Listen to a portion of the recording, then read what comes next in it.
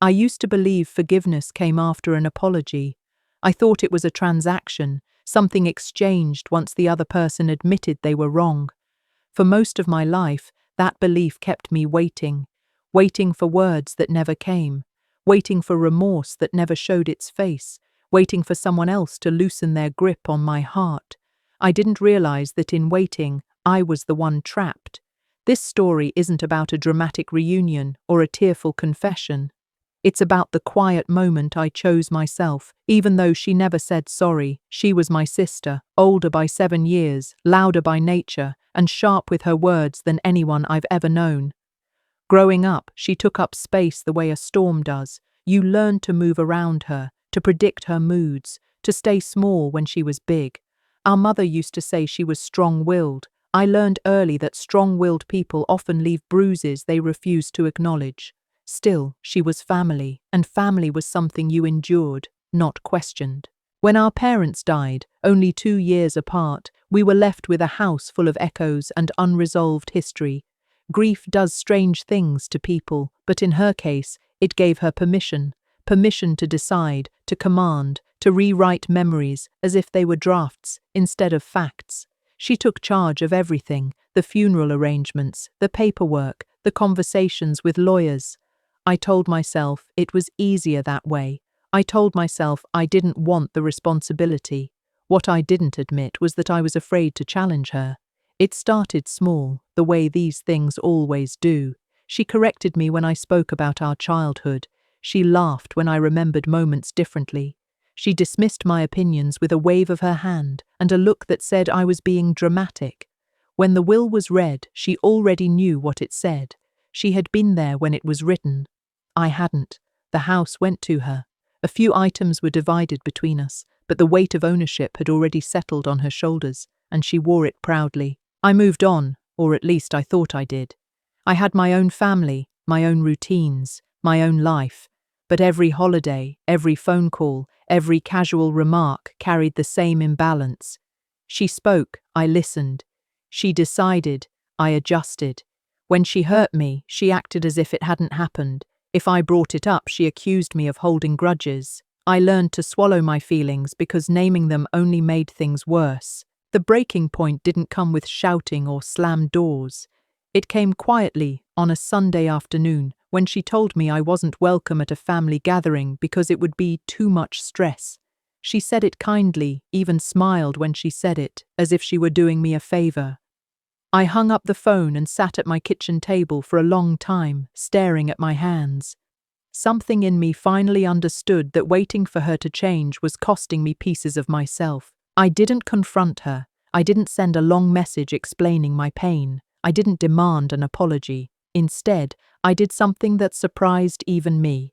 I stepped back. I stopped calling first. I declined invitations without explanations. I created space where there had always been obligation. At first it felt wrong, like I was breaking an unspoken rule. Guilt followed me everywhere, whispering that I was being selfish, ungrateful, dramatic. But beneath the guilt was something else, relief.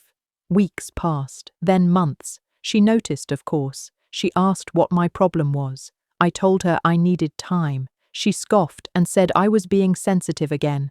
And there it was, the familiar dismissal, the refusal to look inward. That was the moment I realized the apology I wanted was never coming, not because I didn't deserve it, but because she didn't know how to give it. Forgiveness came later, quietly, without ceremony. It came when I understood that holding on to my anger was tying me to her in a way I no longer wanted. Forgiving her didn't mean excusing her behavior or pretending it didn't hurt. It meant accepting that she was who she was, and that I could choose a different way to live. I forgave her without telling her. I forgave her without her permission.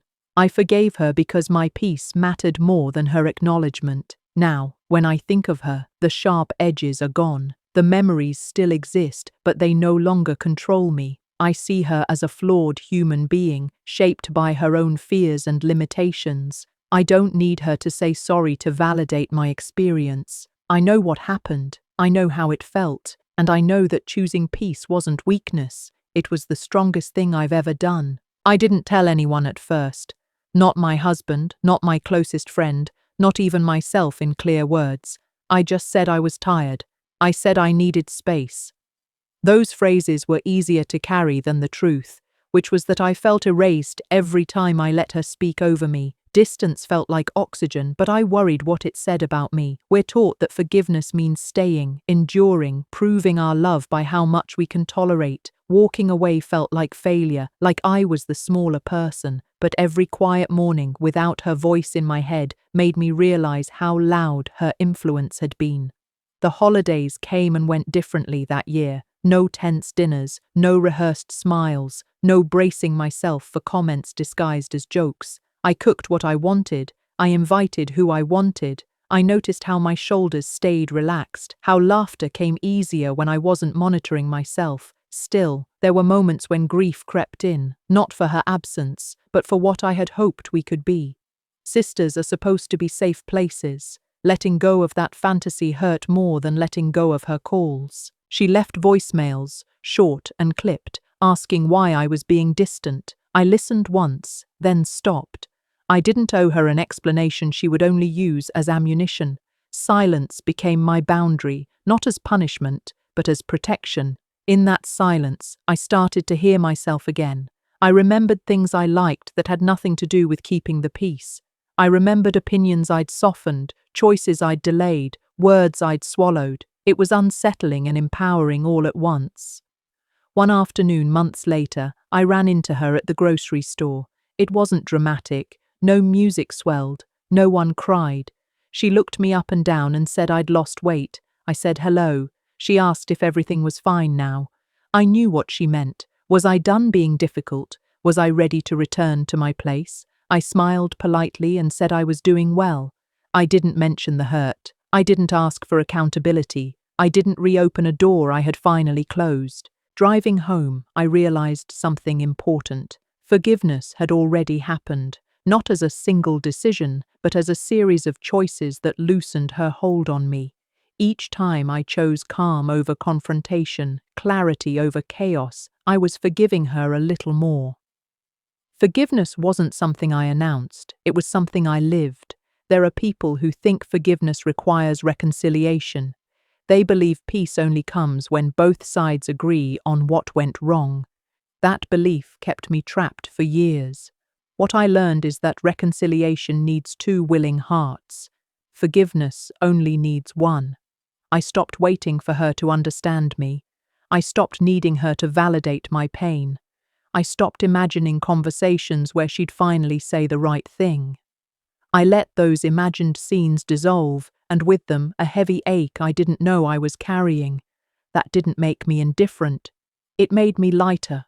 When she criticized me through other relatives, I didn't rush to defend myself. When she painted herself as the misunderstood one, I let her. The truth didn't need my help. My peace didn't depend on public opinion. It depended on my willingness to choose myself consistently even when it felt uncomfortable. Sometimes, late at night, I still replay old moments, things I wish I'd said, lines I wish I'd drawn sooner. I let those thoughts come and go without judgment. Healing isn't erasing the past, it's learning to live alongside it without letting it steer.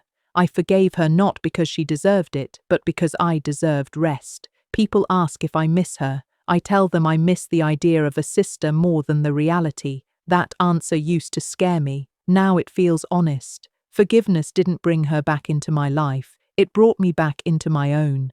And that made all the difference. It started with small choices, barely noticeable at first.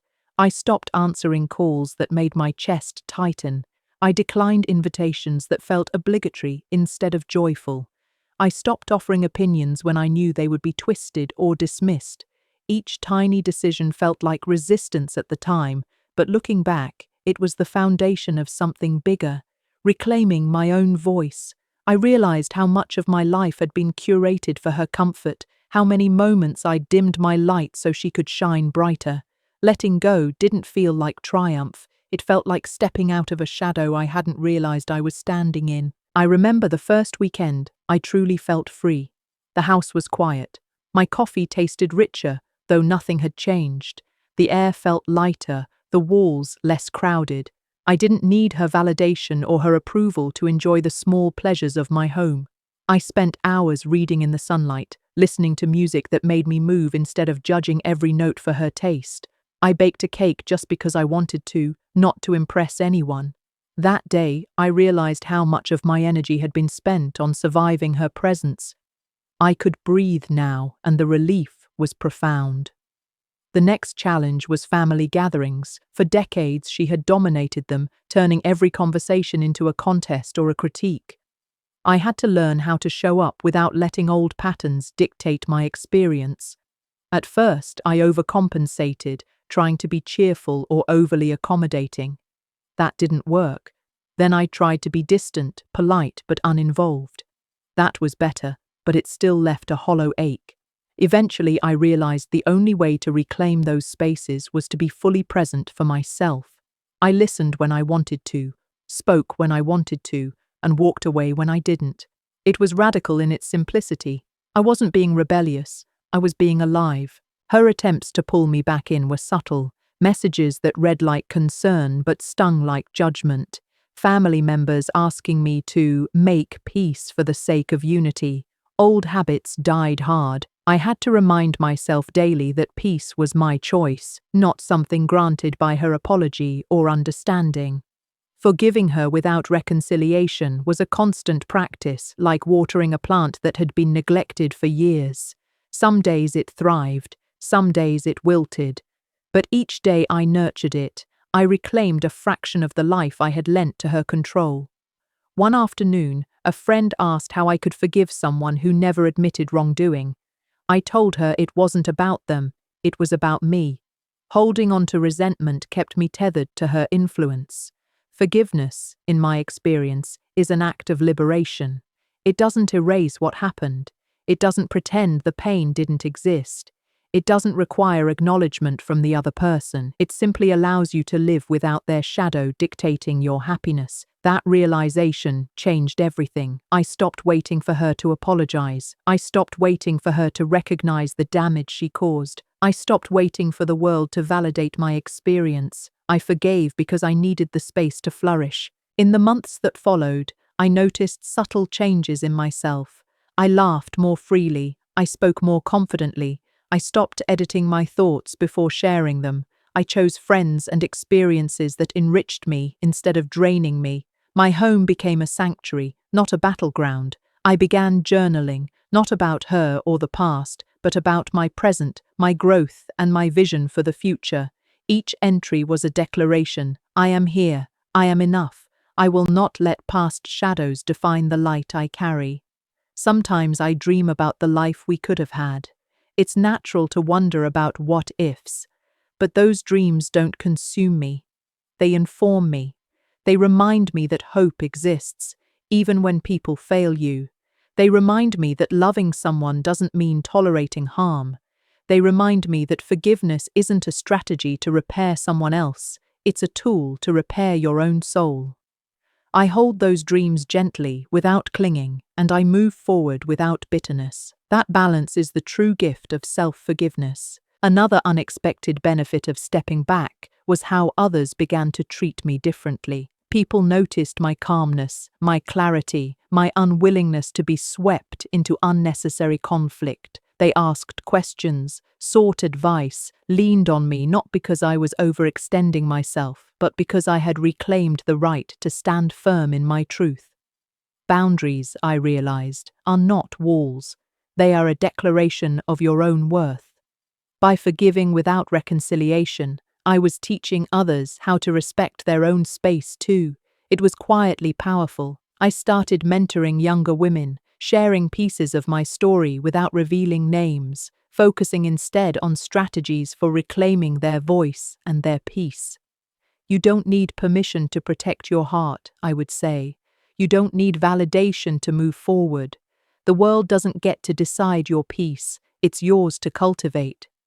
Seeing them light up with understanding, relief, and empowerment reinforced that my choice to forgive without reconciliation had ripple effects far beyond my personal life. My peace became a living lesson. One particular evening, a memory resurfaced vividly, a heated argument years ago where words were exchanged that I had never fully processed. I could feel the old sting, but instead of re-engaging with her, I addressed it within myself. I wrote it down, explored it, reframed it. By doing so, I turned a moment of pain into a seed of strength. Forgiveness, I realized, isn't an event. It's a lifelong commitment to yourself. It's not linear, nor does it have a deadline. Some days you feel fully free, others, shadows linger, but the act of consciously choosing peace each day is what matters. The holidays came around again the following year, and this time everything was different. I hosted, cooked, and laughed. Not because I had to, not because anyone forced me to, but because I wanted to.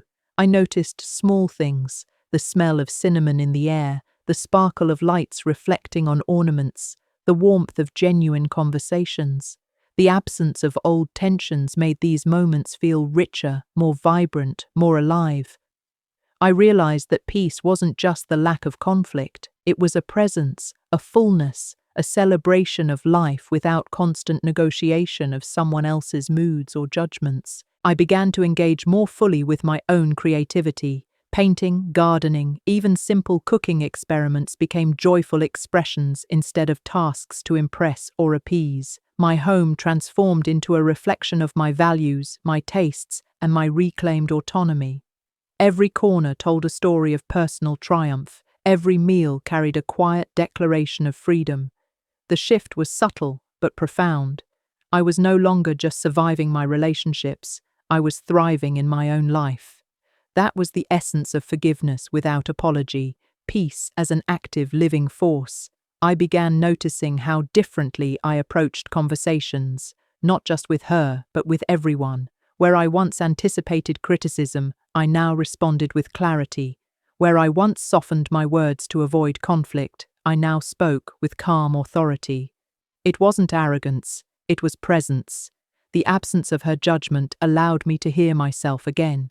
And hearing myself became a radical act of self-respect. I realized how much of my earlier life had been spent rehearsing responses, moderating my tone, and editing my reactions. The energy I had poured into surviving her presence was now available for living. Family gatherings became laboratories for this new approach. I observed the dynamics without feeling compelled to intervene unnecessarily. I laughed when it was natural, shared memories when it was meaningful, and excused myself when the atmosphere turned manipulative. It was difficult at first. Old instincts die hard. I had to consciously remind myself that my silence did not equal surrender, and my choice not to participate did not mean weakness. Each interaction became a practice in boundaries, and with each practice I felt more empowered. Her attempts to provoke were predictable, a pointed remark here, a loaded question there, designed to elicit a reaction I had once provided without hesitation. This time, I noticed the pattern and chose detachment. I acknowledged the sting internally, but externally, I maintained neutrality. The satisfaction I once sought in defending myself had been replaced by a deeper reward. Serenity. It was almost addictive, realizing that my emotional state no longer depended on her approval or recognition. I had become autonomous in the truest sense. Friends began to notice the change. They commented on my composure, my apparent peace, and my lack of visible stress in situations that previously would have left me tense. They asked how I managed it, and I told them simply, I stopped waiting for apologies that would never come. The simplicity of that statement surprised them. They expected complex strategies, therapy routines, or confrontational interventions. But the truth was straightforward. Releasing the expectation of recognition and choosing my own peace was both radical and profoundly simple. In private, I reflected on my childhood, my adolescence, and the years I had spent trying to please someone who never felt grateful. There was sorrow in acknowledging the lost time, the energy squandered, the words unsaid, but it was tempered with understanding. Forgiveness in this context wasn't about condoning past actions, it was about reclaiming the present and the future. I had allowed someone else's inability to acknowledge wrongdoing to dictate my emotional landscape for decades. That ended now. I journaled extensively during this period. Each entry became a testament to my progress, a record of choices that honored my boundaries, and a space to articulate my feelings without judgment. I wrote about incidents that had once left me shaking with frustration and anger, but now approached them with clarity. Writing allowed me to see patterns, recognize triggers, and reinforce my autonomy. It also made it easier to distinguish between genuine concern and manipulative behavior, a distinction I had struggled to make when I was entangled in her influence. One day, while journaling, I realized that I no longer needed to strategize interactions. I no longer had to anticipate her moods or manage potential conflicts. I was free to engage authentically. This authenticity was the ultimate form of empowerment. It wasn't performative.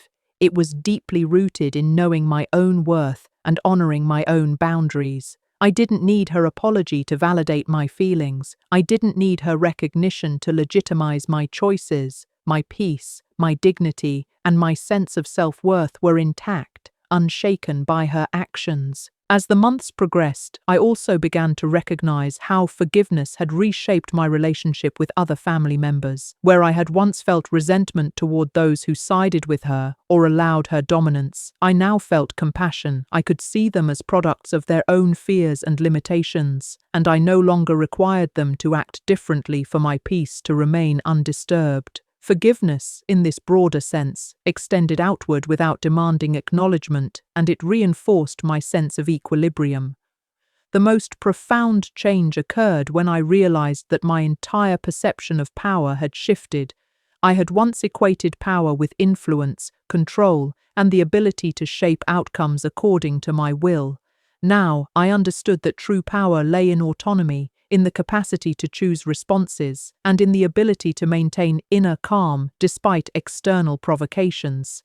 Her absence of apology could no longer manipulate me because my peace was no longer contingent on her actions. I had internalized the lesson that power is not granted, it is claimed by living authentically. I also observed how her inability to apologize revealed much about her character. Understanding this did not foster resentment, it fostered clarity. I saw that her behaviors stemmed from fear, pride, and a limited capacity for empathy. Recognizing this allowed me to separate her actions from my own emotional responses. It was no longer personal in a way that dictated my mood. Her limitations became a mirror, reflecting what I refused to become. Forgiving her then was also an act of self-preservation. It ensured that her behavior could not infiltrate my peace.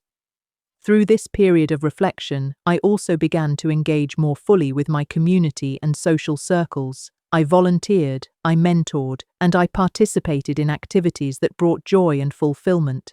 By redirecting energy previously consumed by her drama, I created a life enriched with connection, purpose, and meaning. My social world expanded not because I was escaping her influence, but because I was intentionally cultivating relationships that honored reciprocity, respect, and kindness. This intentionality reinforced the lessons I had learned about forgiveness and autonomy. It was during one quiet evening, sitting with a cup of tea and watching the sunset, that I fully appreciated the transformation I had undergone. I had moved from waiting for an apology to creating boundaries, to reclaiming autonomy, to living authentically. The journey had not been linear, nor had it been without moments of doubt and longing, but each choice, each small act of self-respect, had accumulated into a profound internal peace that was independent of her actions. I had learned that forgiving without reconciliation is not a compromise. It is a victory of self over circumstance. It wasn't always easy to maintain this peace. There were moments when old memories resurfaced, moments when I felt the sting of her dismissals, her sharp words, and her indifference. I would recall conversations where I had been minimized, decisions made without my input, and gestures of hurt that went unnoticed. Those memories could have become anchors, holding me in the past, but I learned to view them differently, not as chains, but as evidence of the strength I had gained. Each recollection was a reminder of resilience, a marker of how far I had come. Forgiveness was not a single act, but a lens through which I could reinterpret the past without losing myself in bitterness. I also noticed that people around me responded differently once I adopted this approach. Family members who once assumed my acquiescence now treated me with a quiet respect. They realized that I no longer reacted automatically to provocations, and that my boundaries were firm yet composed. It was an unexpected form of empowerment. The peace I cultivated was visible to others, even if they didn't fully understand the inner work that created it. It was the kind of quiet authority that does not shout, but commands attention nonetheless. I began to understand that forgiveness without apology can be a demonstration of strength far more powerful than confrontation. Some friends, when they heard my story, assumed I must feel resentful or trapped by unspoken anger. I assured them otherwise. Holding on to resentment requires constant energy and attention. Forgiveness releases that energy for life itself. I could think about her without the old tension gripping my chest. I could engage with my own children, friends, and projects without being mentally hijacked by her unresolved behavior. My world expanded not because she had changed, but because I had chosen not to let her define my internal landscape. That was the most radical freedom I had ever experienced. The holidays and family events, once fraught with anxiety, became spaces of selective engagement. I learned to navigate conversations carefully, choosing when to speak and when to observe. There were no more attempts to please her or justify my feelings. If she criticized, I accepted it without defensiveness, and then moved on. It was remarkable how disarming this approach became. People expect reactions, they anticipate drama. When none comes, it unsettles the status quo. I had not intended to manipulate anyone, but my calm presence naturally shifted the dynamics around me. Peace had become a quiet power. One turning point in my journey was when I realized that forgiving her without an apology also influenced my approach to mistakes I made myself. I became less harsh internally, less judgmental of my own errors. I saw that holding on to anger externally was mirrored by self-recrimination internally. By releasing the expectation of apology from her, I had unconsciously granted myself permission to forgive my own missteps. That realization brought an additional layer of liberation. I was no longer chained by past grudges, whether toward her or toward myself. Life felt lighter, more navigable. The practice of journaling continued to play a pivotal role. Each entry allowed me to articulate my feelings with honesty and clarity. I wrote about interactions that previously would have left me seething and instead processed them calmly on paper. I tracked patterns, noticed recurring triggers, and acknowledged progress in real time. Writing became a form of meditation, a way to reinforce the decisions I had made to prioritize peace over confrontation. It also helped me articulate my story in a coherent way, without exaggeration, without distortion, just the truth of my experience and the power of my choices. Through all of this, I observed how my physical and mental health improved. Stress-related tension, which I had carried for decades, began to fade.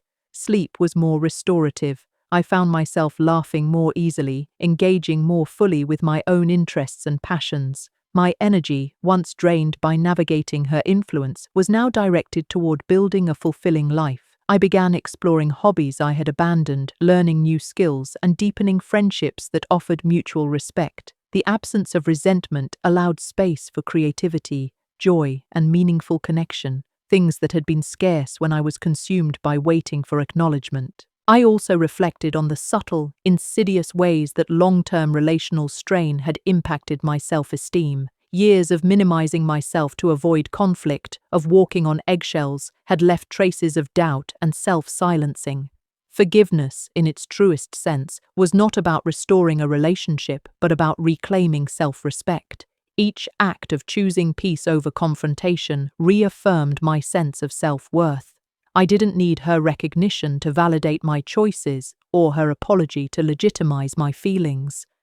I was my own arbiter, and that realization carried an immense sense of liberation. Over time, I noticed that my relationship with my children shifted as well. I was more patient, more present, and more emotionally available. The lessons I had learned in forgiving without apology became transferable.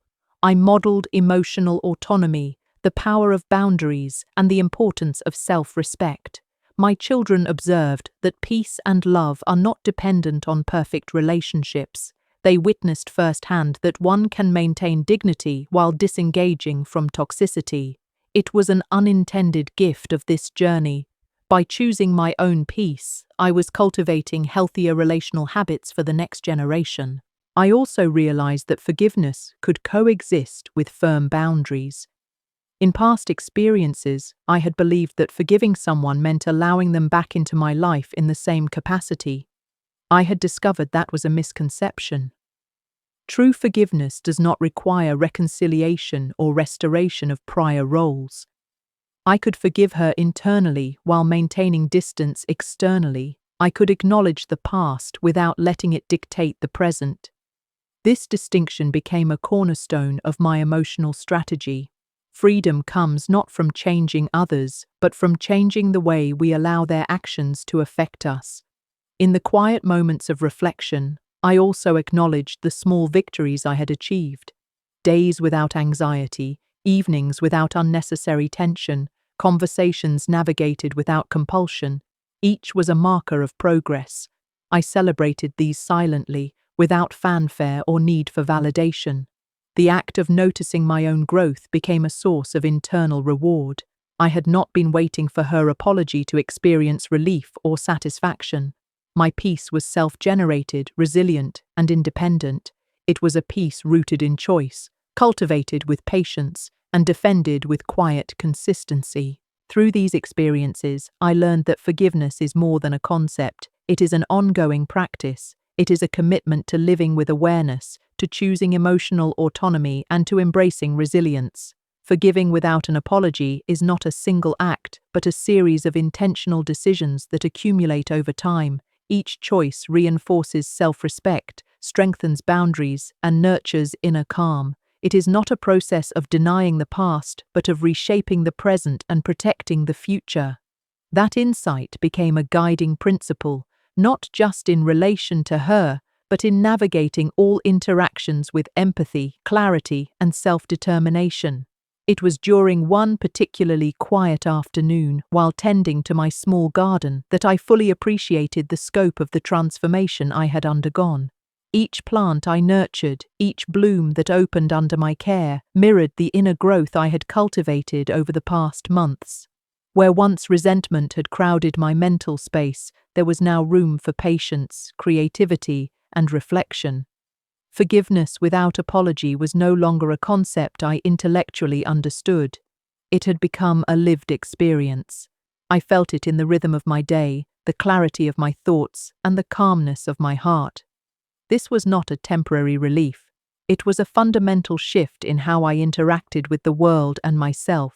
The social landscape of my life also shifted in subtle yet meaningful ways. Old friendships, long strained by my emotional preoccupation with her, began to flourish.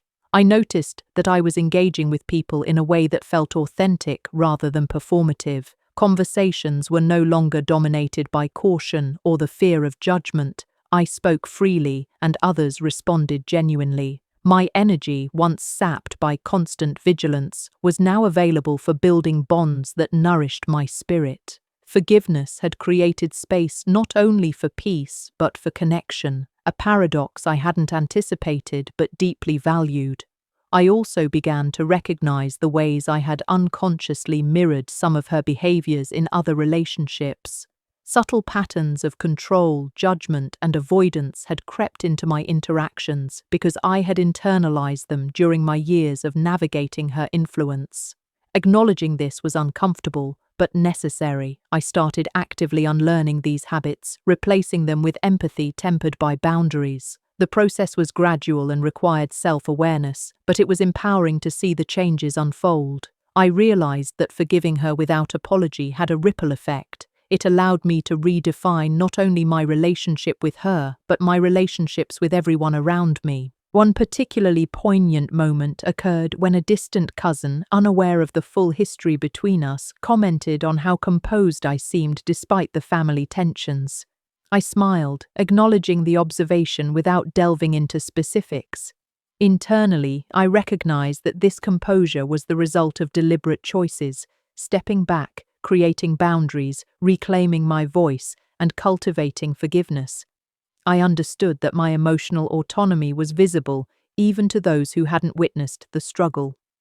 It was proof that true change often manifests subtly yet profoundly in the way we carry ourselves and interact with the world.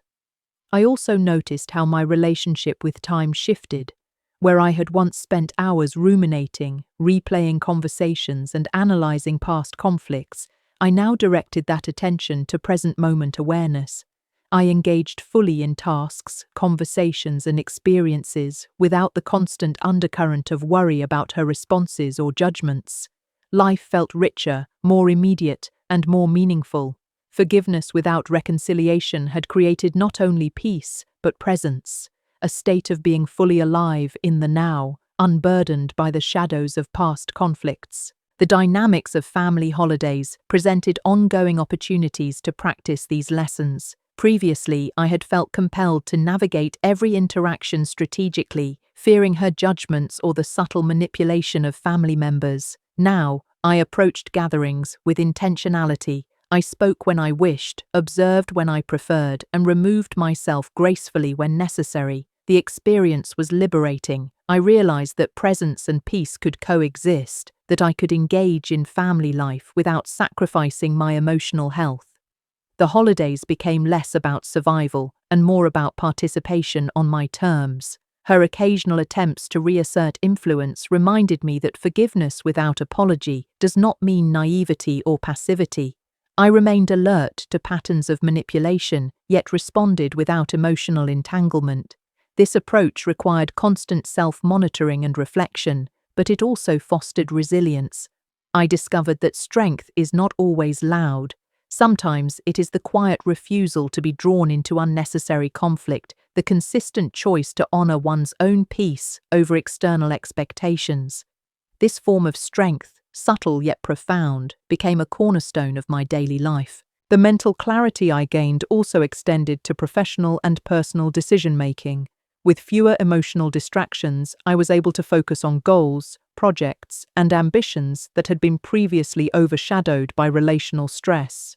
The energy once spent navigating her moods and seeking validation could now be channeled into creative and constructive endeavors.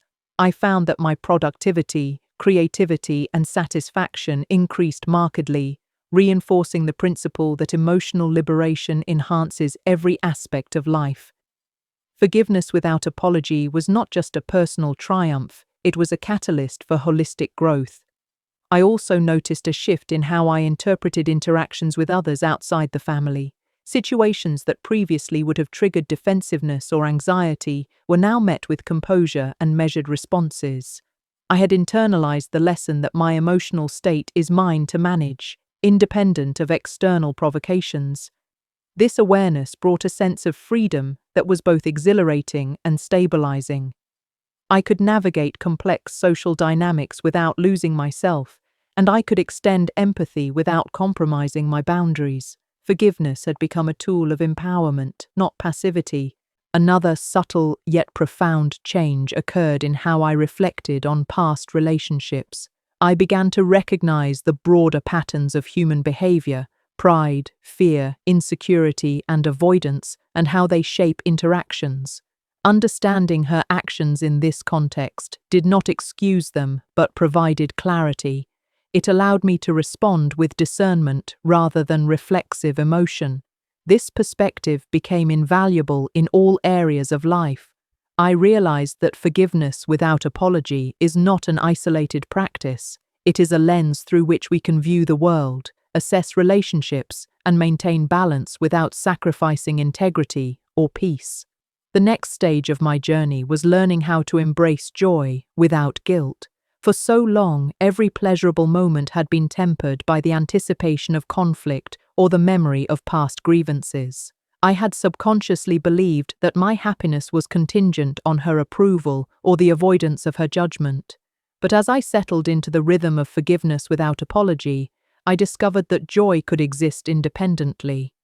I allowed myself to laugh freely, pursue hobbies I had abandoned, and engage in activities purely for the pleasure they brought. It was a revelation. Happiness is not negotiated, earned, or granted. It is claimed by those brave enough to prioritize themselves. I also began examining the narratives I had been telling myself about family, loyalty, and obligation. I realized how much of my life had been spent performing emotional labor that was never acknowledged. Forgiving her without an apology was a declaration that I would no longer shoulder invisible burdens. It was not rebellion against family, but a conscious choice to protect my emotional well-being. I noticed a lightness in my movements, in my speech, and in my decision-making. I was no longer bound by unspoken rules or outdated expectations. Life felt expansively mine, and that autonomy was intoxicating. The change extended to my friendships as well. I became more selective, choosing relationships that were reciprocal, respectful, and affirming. I could detect subtle imbalances more clearly and navigate them without guilt. In the past, I might have overextended myself to maintain harmony or appease others, but forgiveness had taught me that my energy is finite and valuable. This insight allowed me to cultivate a social environment that mirrored the inner peace I was nurturing. I discovered that boundaries are not barriers. They are bridges to healthier, more authentic connections. An unexpected outcome was the shift in how I approached parenting. I was able to model autonomy, emotional intelligence, and the power of forgiveness without apology to my children.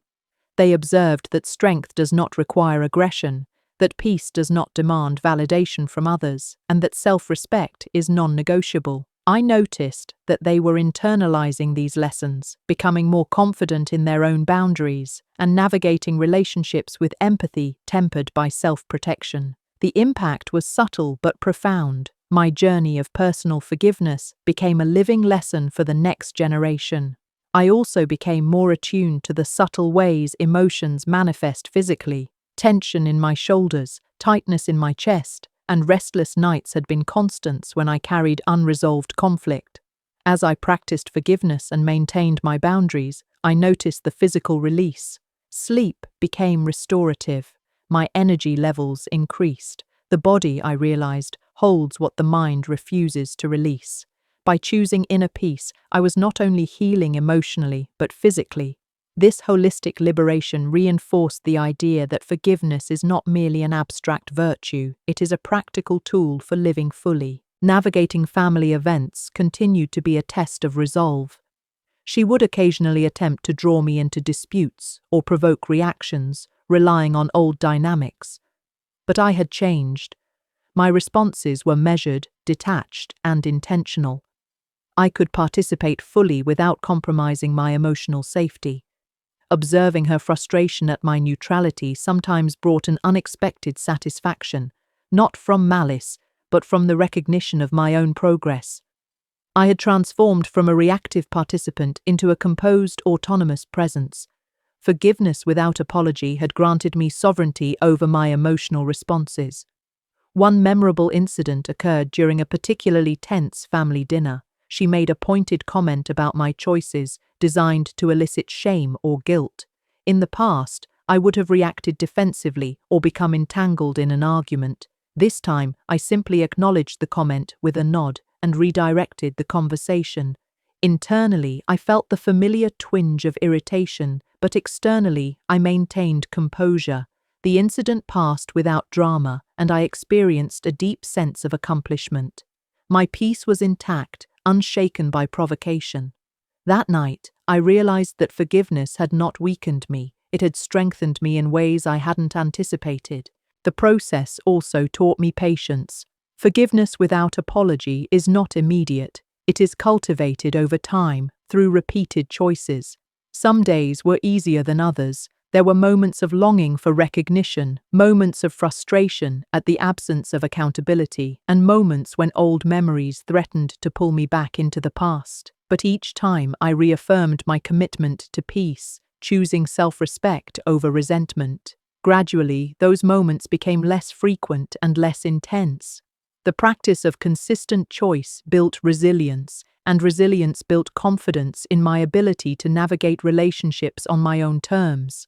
I also reflected on the broader implications of this journey. Forgiveness without apology is not about avoiding conflict or tolerating mistreatment. It is about recognizing what is within your control, your emotions, your choices, your boundaries, and releasing what is not. It is about shifting from reactive to proactive living, where peace is intentionally cultivated rather than passively hoped for.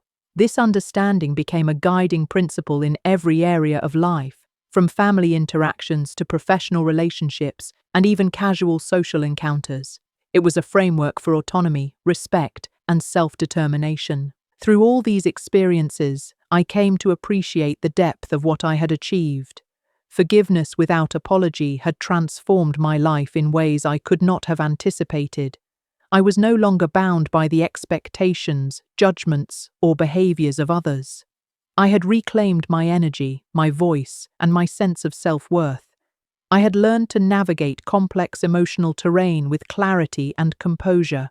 And most importantly, I had cultivated an inner peace that was resilient, self-sustaining, and independent of external validation. It was a victory quietly won, yet profoundly transformative. The final stretch of this journey involved integrating all I had learned into a sustainable way of life. Peace and forgiveness without apology were no longer isolated practices. They had become the framework for every interaction, every decision, every reflection. I noticed that I approached new challenges with an unshakable calm. When conflicts arose, I could observe without being ensnared. When criticism was directed at me, I could assess without reacting emotionally. The liberation I had cultivated was no longer fragile. It had become the foundation of my identity, guiding me in both small and significant moments. I also observed how this transformation impacted my self-perception. For decades, I had measured my worth through the lens of others' judgments and approval. Releasing the expectation of apology allowed me to recalibrate my internal compass. I recognized my achievements, my resilience, and my capacity for empathy without needing external validation. I understood that self-worth is not granted by others. It is claimed through conscious choices, consistent boundaries, and commitment to one's values. Forgiveness without reconciliation became the ultimate act of self-empowerment, a reclaiming of authority over my own life. The emotional intelligence I gained extended beyond my family and social circles. I became more attuned to patterns of behavior, motivations, and subtle cues in all relationships. I could anticipate tension without preemptively reacting, offer empathy without being exploited, and engage with integrity while protecting my boundaries. This balance between compassion and self-preservation was a hallmark of the personal growth I had achieved. Forgiving without apology was not a passive act. It was an active cultivation of wisdom, discernment, and emotional autonomy. One of the most profound lessons was the realization that forgiveness does not erase memory or experience. It transforms it. Events that once felt heavy with resentment now existed as neutral markers in my life story. I could recall her actions, acknowledge the pain, and release the emotional charge attached to them. This reframing was not denial, it was mastery. It allowed me to move forward without the anchor of bitterness, without being defined by past injustices. Life became more spacious, more vibrant, and more present.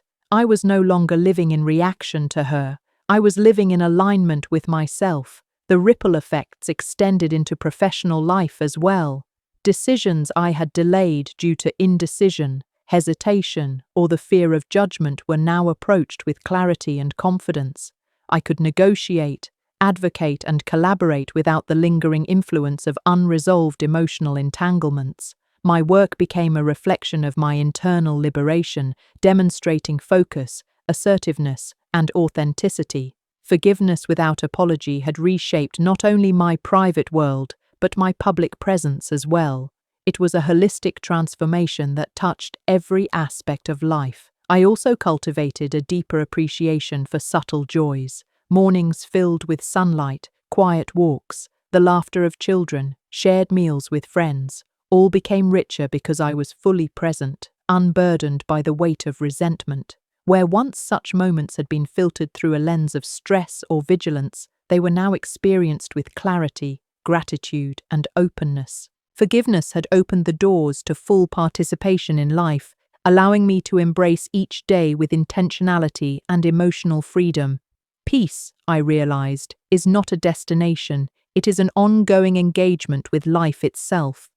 Reflection on the journey brought an unexpected sense of humility. I acknowledged